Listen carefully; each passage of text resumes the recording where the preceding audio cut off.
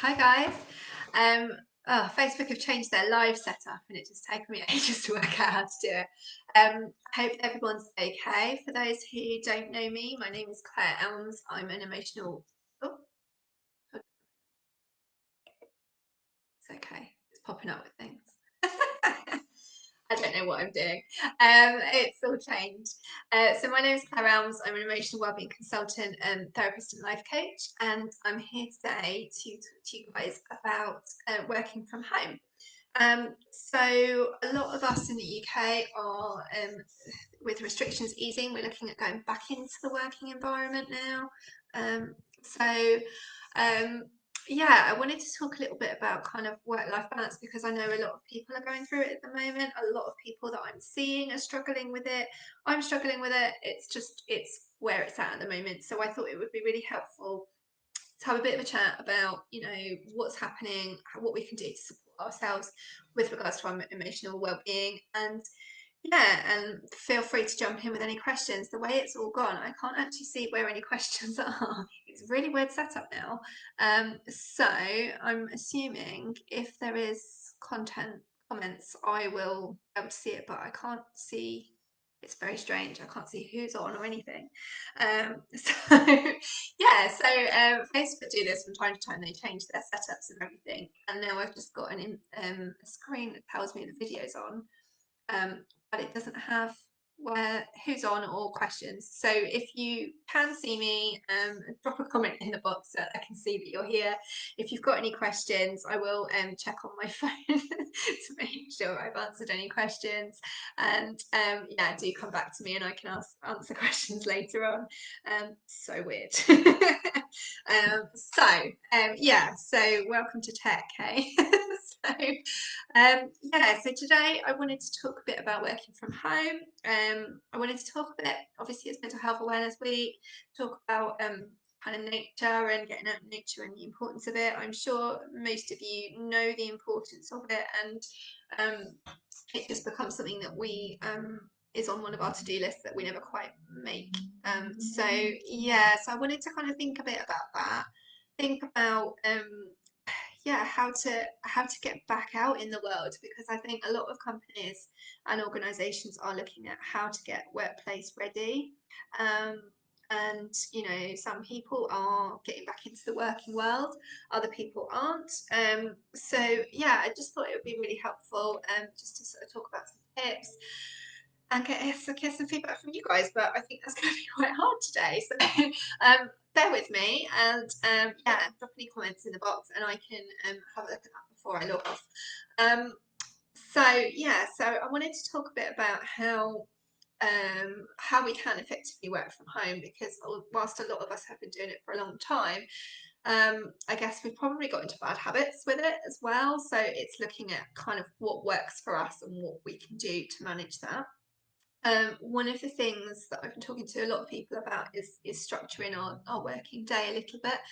The working work-life balance lines have got quite blurred, haven't they, recently? And so, yeah, being able to talk and think a bit about our working day, I think is quite helpful. So, I don't know, everyone does different jobs. Like for me, I'm in charge of my diary on the whole.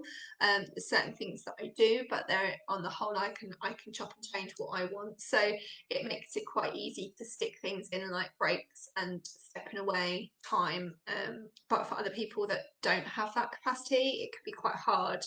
And I know I've been talking with lots of people where like office culture is very stuck around not having lunch breaks, not taking breaks and time away from your desk. The office culture of like just like the one-upmanship of like who can stay in the office the latest. Whether you can stay in until 5, 6 o'clock and who can like log off the latest and stuff, I think is quite important to consider your boundaries around your work. So I guess like I wanted to start to talk first about returning to offices for those that are in that transition time of thinking about returning to offices. I guess COVID has given us time to step back and think about what we want. So I suppose it's thinking about what you want to achieve from returning to the office. I guess a lot of us have either been commuting quite a long way, or we're looking at you know, working long hours and things like that. And I think it's really important to factor in that kind of commute time to work, and to have that time to really start to think a bit about it. So if you're looking at going back into the office, and maybe your company wants you to go back in 1 day or 2 days a week, or your HR and you're looking at how to get people back in, you know, a lot of people have really benefited from a slow integration. So looking at maybe starting 1 day a week and building up. A lot of organisations I've heard from now are doing a 60-40 split, or, you know, 2 days in the office or something like that. So I think there's going to be a real culture shift in terms of what we're going to be doing with regards to work-life balance. So I think, first of all, thinking about how you want your office work day to look would be really important, and keeping certain boundaries, like if you're in earlier, finishing earlier, and that sort of thing. Because I think quite often you feel like you can't leave at 5. And I know I've been talking with a lot of people about that this week. So yeah, so having that time to really think about kind of what your office day could look like, and making sure that you've still got a bit of time for you, time chunking, that sort of thing, like looking at, by time chunking, I mean kind of just taking that time to look at your diary and take 5 minutes out here and there, like looking at yourself and looking at where your dips are. For me, my dip is about 3:30, 4 o'clock in the afternoon. I know that I need to make sure that I'm doing something at that point, you know, and just factoring in those dip times to your day, I think is going to be really important. In terms of looking at your emotional well-being, looking at things that you can do, obviously getting out into nature is going to be really important, like taking some time. I know people are doing a lot of like office like walks and stuff like that at lunchtime, like getting out and just going around the block, or something like that, doing that like before work or after work. It's taking some time to, you know, hopefully with the warmer weather coming now, we can have a bit of time to do those sorts of things again. But just really kind of trying to build that office culture of doing that, like stepping away from the desk. Because I know that a lot of people feel like, you know, we get into this culture, don't we, of eating our lunch at the desk and sitting in just like, or not eating lunch at all, and just like working, working, working. And I think it's about really taking, like, over time that can really impact on our mental health and emotional well-being, and it can cause burnout. And you know, for those of you that have been in this group a while will know that I bang on about that a lot. Taking the time for self-care is so important. I've been there, I know how difficult it is, and when you're in it you don't realize how, you know, if you're at a certain level, you're at a certain level all the time. So by doing some of these things, like taking time for yourself, you drop your level a bit, and it means that you can keep going. If you're constantly at a certain level, you're kind of in that fight or flight, and it makes it really difficult. So just taking those sort of things, like when you're going back into the office and taking it slowly, you know, it's going to be exhausting going back in if you haven't been in through COVID. You know, for some people, they haven't been in the office for over a year.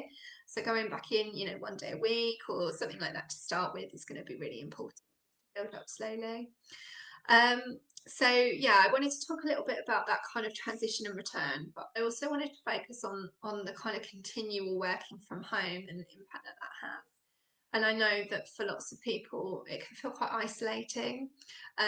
You know, when you've had a difficult meeting, or you've had, like, you've got a really stressful thing that you're trying to get done with work.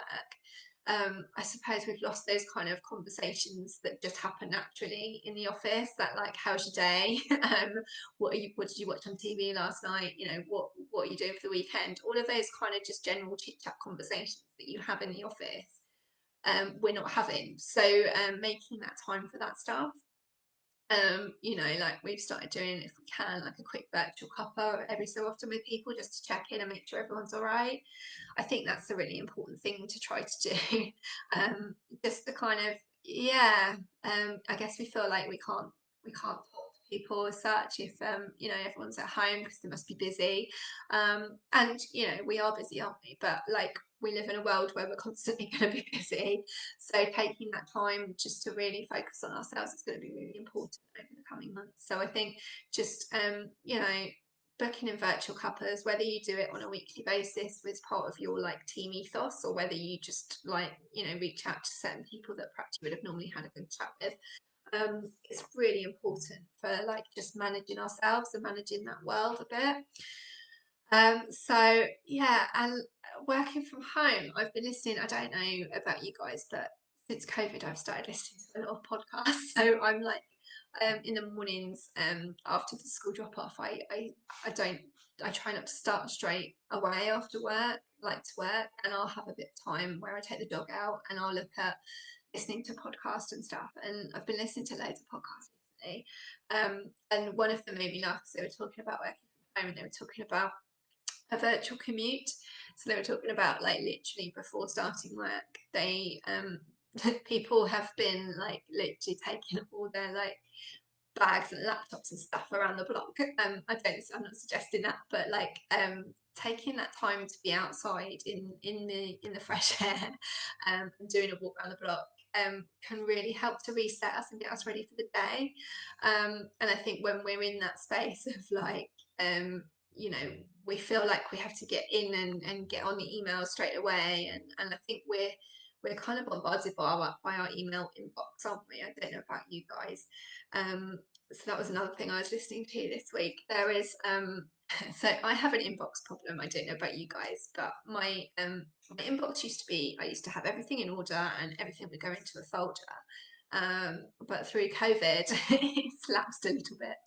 So I've got 8,000 emails in my inbox, and yeah. So my plan at the moment is to clear those because it makes me feel like on edge all the time that I've got all these emails and that I feel like I'm losing stuff and losing important things. So in terms of like managing our inboxes, doing that time where we can sit and just be with our inboxes and clear them as well. I think it is a bit like the whole tidy house, tidy mind kind of thing, and I know it does impact on me. So it's something that the fact that my inbox won't let me take any more emails is also is also playing on my mind. So that's my focus for the next few weeks, is to clear that. I want to get that down to if I can. But yeah, it's totally doable. But yeah, like the sort of comments I've been seeing recently have been like, people either have like 14,000 emails in their inbox or they have none, and I'm definitely one of the first ones. But I know that, like, I recognise that actually that is impacting on my mental health, and I know notifications play like a massive part of my sort of build up of stress. And I don't know about you guys, but like I know with notifications, it kind of makes me feel like on edge. Like I've got like 100 odd notifications about stuff, or I've got like so many emails in my inbox. Sometimes I go from week to week and I'll have like 200 emails. It's ridiculous. So yeah, so I think having that time to really just focus on those things. What I often do and what I really recommend doing is turning off the notifications and like blocking in time to do emails so that you're not as responsive as, I think you can feel like you're being controlled by your inbox. So, and if you were in a meeting, you wouldn't answer an email. So having that time a bit more structured where you're literally looking at your inbox and dealing with those emails like maybe once an hour or something. Like, it depends on how you work, obviously, but like trying to step away from it a little bit, I think will make a massive difference. I know it does for me.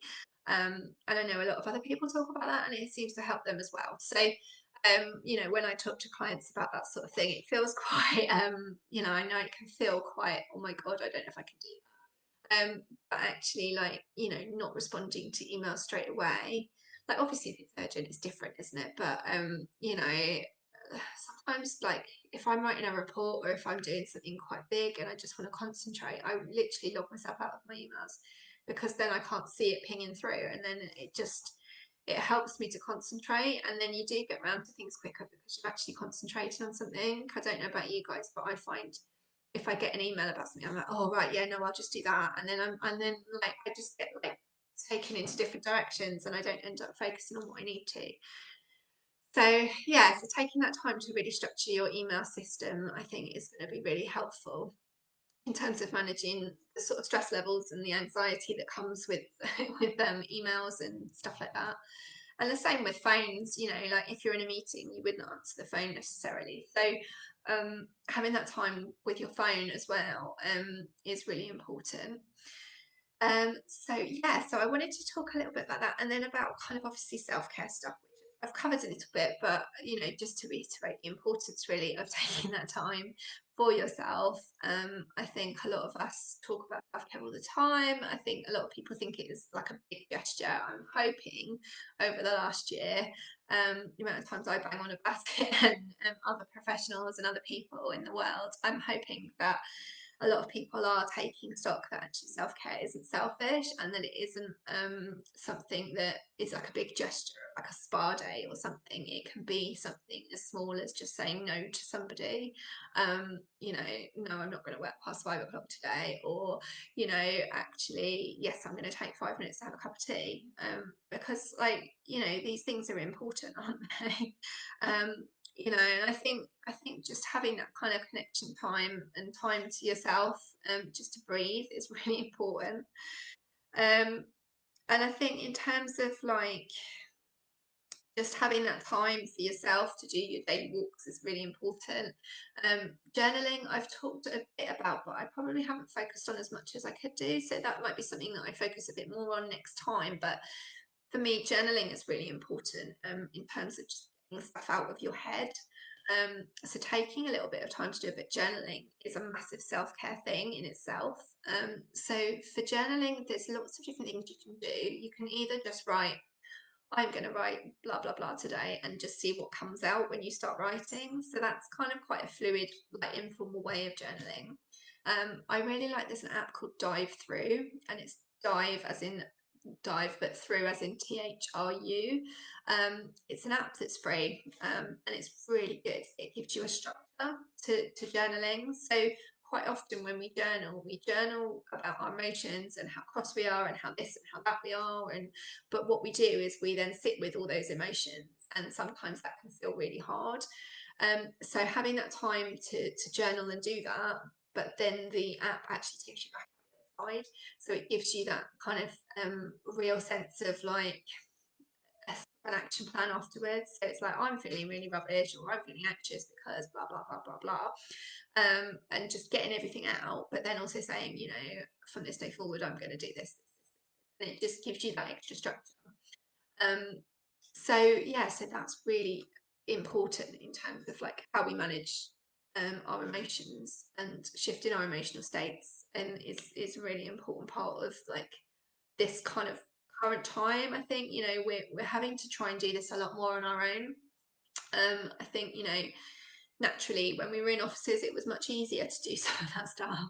And I don't know, I mean, it'd be great to hear from people, because I guess for me, when I was looking at whether I went back into employed work or self-employed work, the reason I wanted to do employed work as well was because of that kind of office vibe and the team world and all of that stuff. And I feel like it's been tough to kind of achieve that recently. And and I think everyone just gets so busy, don't they? And then we're kind of in this bubble, and it can feel really really difficult. So just making sure, I think, that you've just got that time you can reach out to people, that you reach out to people as well. Like, I know this week I've made a really conscious effort in my employed work, of trying to reach out to people, because it's been really busy and really horrendous. So I think it's that whole kind of like how we can manage that, how we can get that kind of going, how we can support other people, other colleagues. We're all going through this together, and we're all finding it hard at times, but we're also all finding it easy at times. And so like kind of learning, like helping people with things maybe that you're finding easy, picking up tips from each other can be really important. Um, I think that's kind of everything I wanted to say.